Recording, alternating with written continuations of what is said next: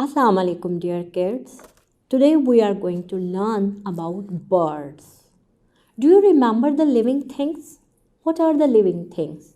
Living things are those objects which can eat, which can move, which can breathe, which can produce their young ones and what?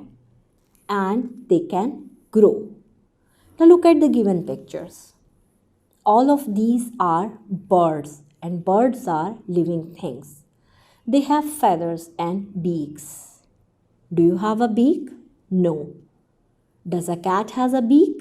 No.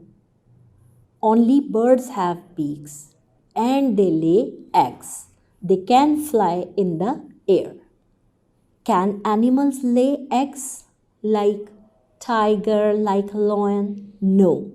But animals like frogs can lay eggs. Can animals fly in the air? No. Only birds can fly in the air because they have feathers and wings to fly. Let's learn the names of different birds. Sparrow, parrot, crow, hen, ostrich, quail, eagle. Now, can you name your favorite bird and can you tell me something more about your favorite bird?